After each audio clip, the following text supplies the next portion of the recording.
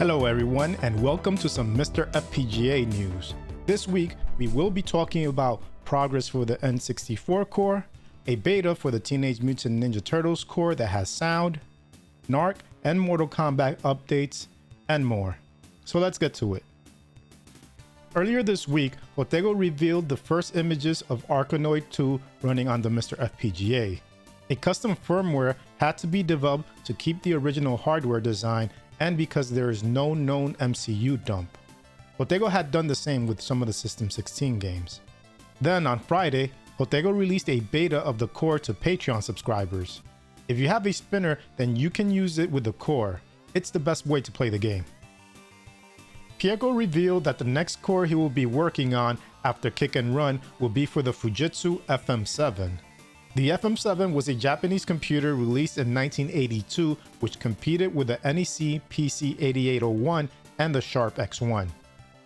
Pierco will be working with Alan SWX to develop the core. Later in the week, Pierco posted another update about analyzing 30% of the schematics, and the hardware is starting to become familiar to him. Pierco also started analyzing the internals of the graphics chip based on emulation since the component has not been reversed yet. The latest MiSTer build added support for custom names of your MiSTer profiles, so you can have something more descriptive than Alt1, Alt2, and so on. Taking a quick look at a post from Porkchop Express regarding this, it looks like the alternate names are taken from the INI file names themselves. So whatever name you set between the underscore and the .ini text will be what MiSTer uses as a label.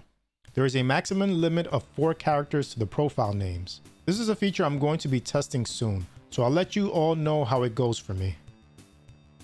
MiSTer Addons posted another video on his upcoming RF adapter, which is almost ready for release.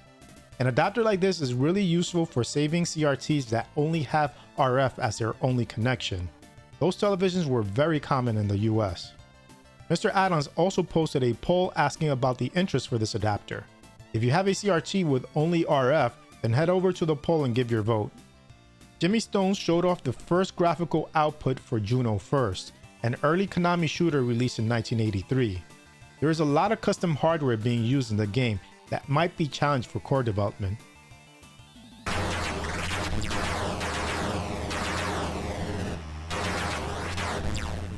For the Nintendo 64 core, Robert posted a video of Mario 64 running on the software emulator, so it looks like the emulator is coming along nicely. Even though this video looks like the emulator is running at full speed, it's actually running a lot slower, and Robert sped up the video 4 times. So people shouldn't get too excited about getting to use the software emulator when Robert might eventually release it. The emulator is really meant for development purposes.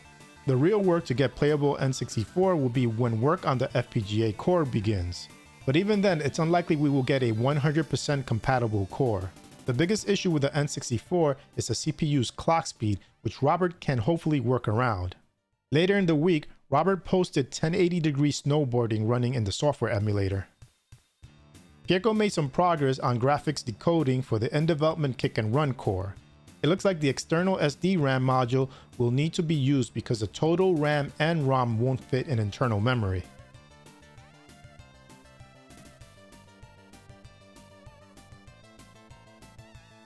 There's been an update to the in-development Neo Geo CD core. Compatibility has been improved so far. You can download a test RBF from the MiSTer FPGA Discord or the MiSTer FPGA forums. This RBF will not require the use of an unstable build of MiSTer main.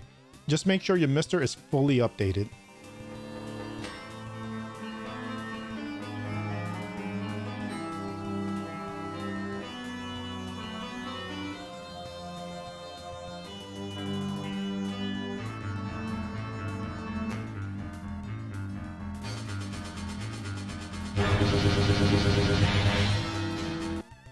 In the Mario 64 post Robert put up, someone asked about the possibility of the Nintendo DS on the MiSTer.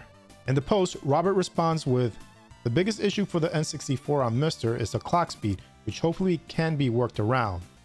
The DS's main issue is memory, which is more difficult. Imagine driving a car at 90 miles per hour that was built for 60. May be possible with some tricks, but fitting 10 elephants into the car might not." So there looks to be a memory bottleneck on the DE10 Nano that's preventing a Nintendo DS core. Technically speaking, there is a memory bottleneck on the current PlayStation core when using one external RAM chip that affects sound, but the effects are so minimal, no human could ever notice it. In the case of the Nintendo DS, the bottleneck looks to be significant enough to hold back an FPGA core. We are getting other developers playing around with the MiSTex project.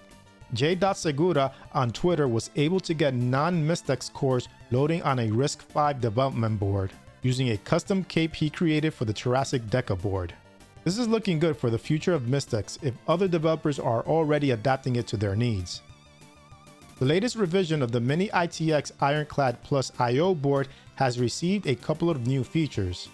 Composite video is now available from the Mega Drive/Genesis 2 video output port, so you can use official Sega or third-party composite cables.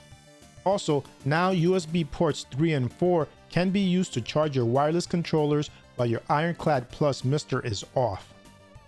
The IronClad Plus is an I/O board that allows you to set up a MiSTer on a computer case. I created a video of the board from the first batch, so if you're interested in it, check out my video. Furtek has released an official beta core for Teenage Mutant Ninja Turtles that also has sound. The beta can be downloaded from GitHub and installed manually, or you can use Update All to download the core for you. You will have to activate the Epsilon's unofficial distribution database in the Other Cores menu. Remember to support Furtek on Patreon if you appreciate their work. The core for the handheld Tamagotchi toy has been released. Features include save states, high-speed turbo up to 1800 times, and backgrounds by @bmarvel on Twitter. Just update your MiSTer to get the core. Tamagotchis were handheld toys that allowed you to take care of a virtual pet. You had to feed, play, and do other things you would with real pets, or your pet could become unhappy and even die. If you like Adam's work, you can donate on GitHub. Alan SWX gave a small update to the Apple IIgs core earlier this month. The development is moving slowly. Alan's going to see if the Apple II disk drive that was fixed by Jayurko would also work on the IIgs core, but that would be after it is made working on the IIe core. Alan is currently busy with other projects at the moment, so work on the IIgs core might continue in maybe a few months. Alan also said that any help to fix the Verilog would also be appreciated. Pramod has given us an update on the Williams Y&Z unit core. The core is booting and running CPU instructions on the MiSTer, however, Pramod still needs to fix some microcode instructions. Logic usage is good and Pramod has room to expand in the future. If you follow the progress of the core, you would know that a previous challenge was getting the core to fit on the DE10 Nano's FPGA chip. Now that challenge has been solved and there's room to spare. Some games that ran on the Williams Y&Z unit consist of Smash TV, Narc, and Mortal Kombat. Also, Terminator 2 would be a cool light gun shooter to get on the MiSTer FPGA. The new game for the MiSTer FPGA Discord Game Challenge is Tetris the Grandmaster. The arcade game isn't available on MiSTer yet, but Mr. Walrus lets us know of an excellent ROM hack conversion for the PlayStation 1.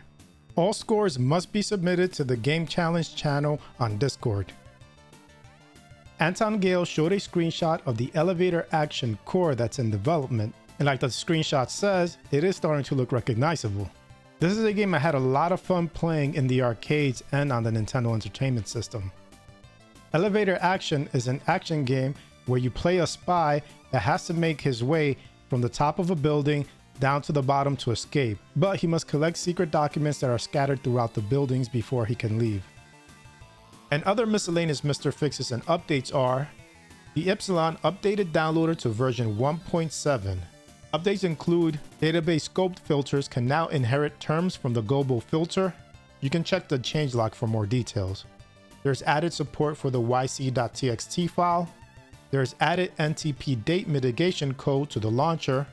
There's optimizations to the HTTP client for more simultaneous requests, and various bug fixes and enhancements.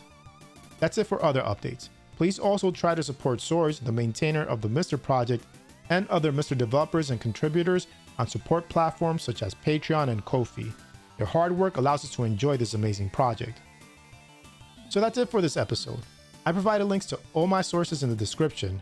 Make sure you also check out Retro RGB to see my MiSTer news videos in blog form and to get more retro related content.